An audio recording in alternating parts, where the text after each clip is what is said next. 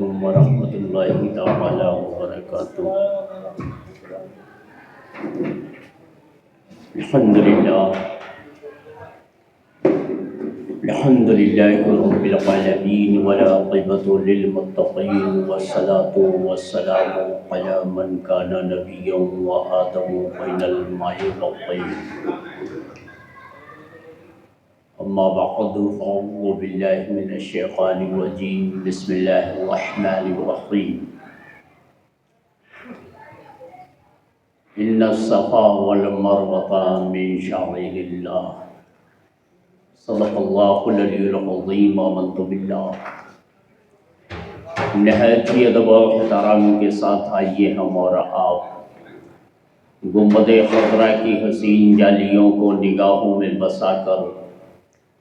بھیک دینے والے داتا و آقا مدنی تاجدار 18,000 عالموں کے مالک و مختار،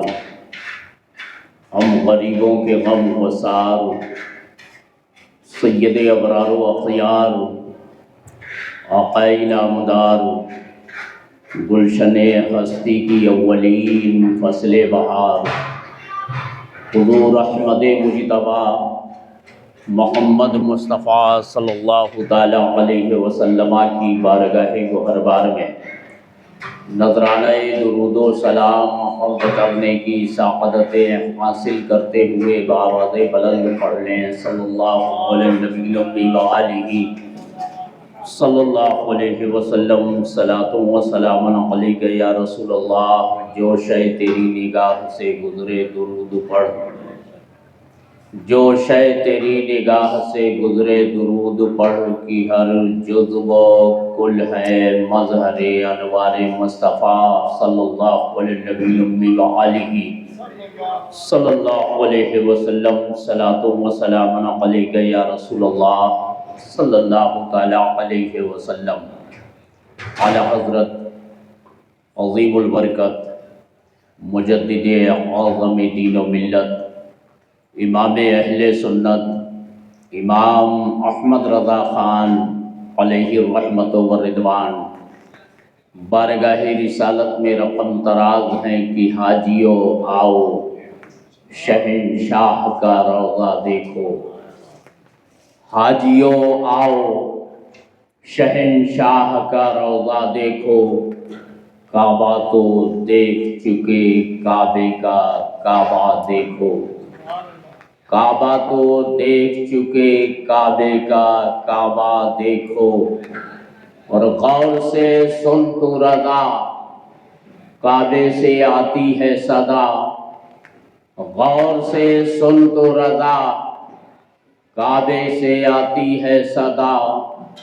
میری آنکھوں سے میرے پیارے کا روضہ دیکھو، میری آنکھوں سے میرے پیارے کا روضہ دیکھو۔ ایک مرتبہ اور درود پاک پڑھ لیں۔ اللہ رب محمد صلی اللہ علیہ وسلم، نحن عباد محمد صلی اللہ علیہ وسلم، وعلی ذویہ وآلہ ابد الدہور وکرم والہ وبارک وسلم۔ صلاۃ و سلام علیک یا رسول اللہ۔ حضرات، یہ موسم جس سے ہم اور آپ کا گزر ہو رہا ہے، حج بیت اللہ کی سعادت سے مالا مال ہونے کے لیے عزم سفر حج لے کر ہر حاجی تیاریوں میں مشغول دکھائی دے رہا ہے۔ شب و روز کی کاوشیں،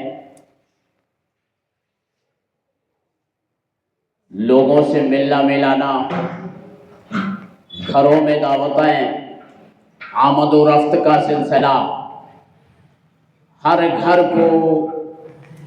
باغ بہارا بناتا ہوا دکھائی دے رہا ہے۔ یہ وہ نعمتیں ہیں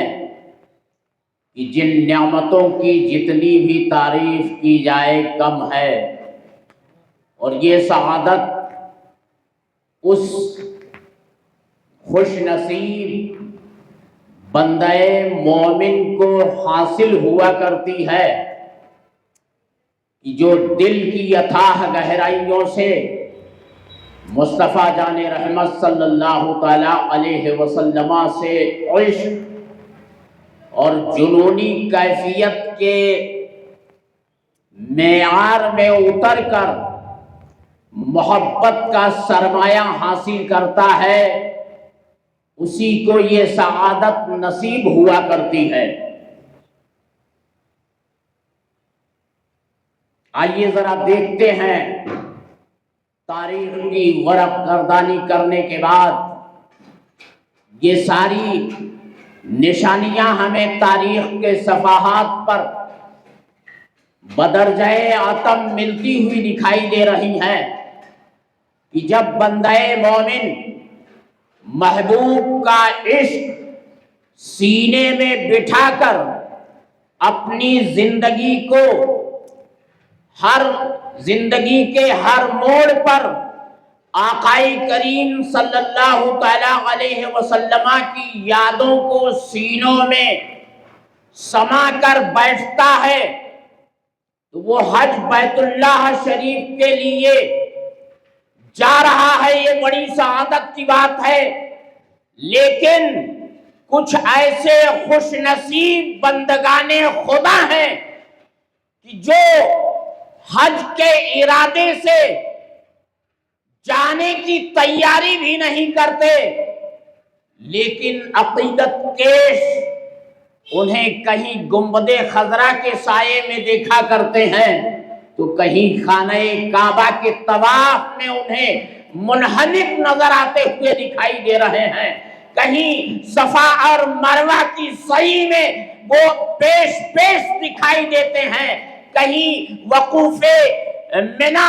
اور مزدلفہ کی وادیوں میں ان کا سراپا نظر آتا ہوا دکھائی دیتا ہے۔ آپ دور نہ جائیے، یہی بریلی شریف کی سرزمین ہے۔ سرکار مفتی اعظم ہند کی بارگاہ میں آنے والا حجاج کرام کا روانہ ہونے والا وہ قافلہ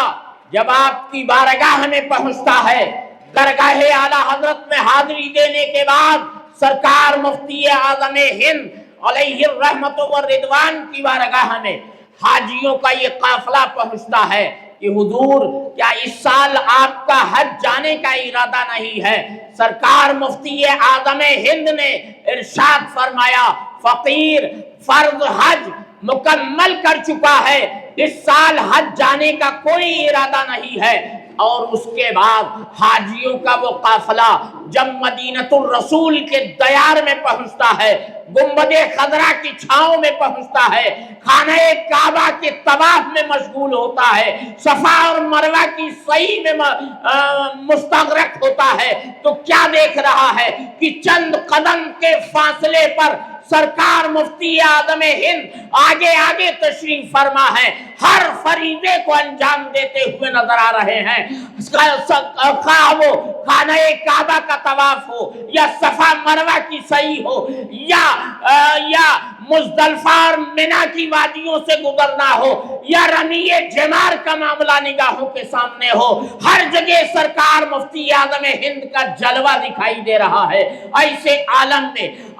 عالم میں حاجیوں کا یہ قافلہ جب قریب پہنچتا ہے تو کیا دیکھتا ہے؟ بھیڑ کو چیرنے کے بعد جب سرکار مفتی اعظم ہند سے مصافحہ اور معانقہ کی غرض سے آگے بڑھتا ہوا دکھائی دیتا ہے تو عالم یہ ہے کہ سرکار مفتی اعظم ہند کا جلوہ نگاہوں سے روپوش ہو جاتا ہے۔ ایسے عالم میں وہ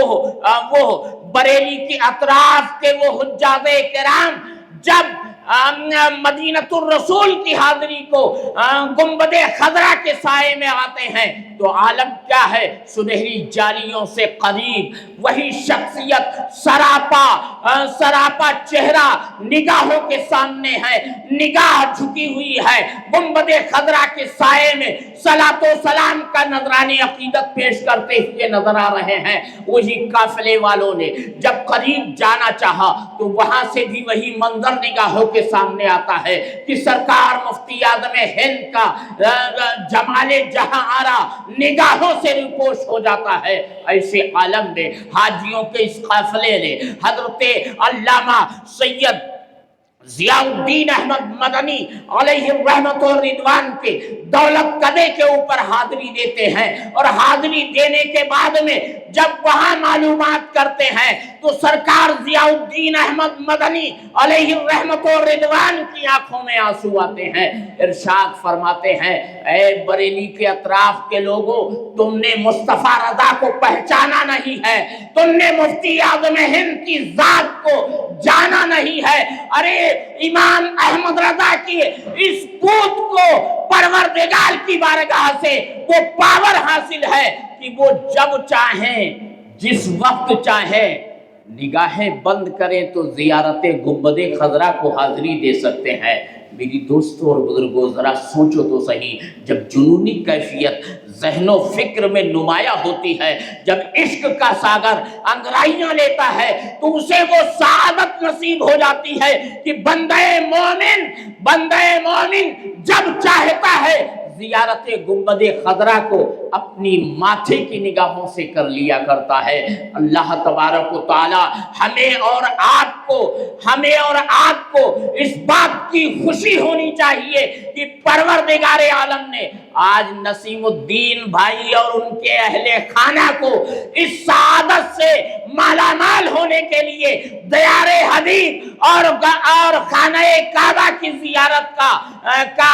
وقت عنایت فرمایا ہے۔ اس محفل نور کے صدقے میں پروردگار ہم اور آپ سب کے لیے یہ اسباب مہیا فرما دے کہ آنے والے دنوں میں ہم بھی گنبد خضرا کی زیارت کو جب جائیں تو ہمارا عزم ایک ایسا عزم ہونا چاہیے کہ اے عشق تیرے صدقے جلنے سے چھپے سستے وہ آگ لگا دی ہے جو آگ بجھا دے گی، اور خاک ہو کر عشق میں آرام سے سونا ملا، جان کی اکسیر ہے الفت رسول اللہ کی۔ پروردگار اس حاضری کو قبولیت کا شرف عطا فرمائے، اور ہمیں اور آپ کو بھی اس کے صدقے میں حج کی سعادت سے مالا مال ہونے کا وقت عنایت فرمائے۔ پروردگار استغفر اللہ ربی من کل ذنب واتوب الیہ۔ السلام علیکم۔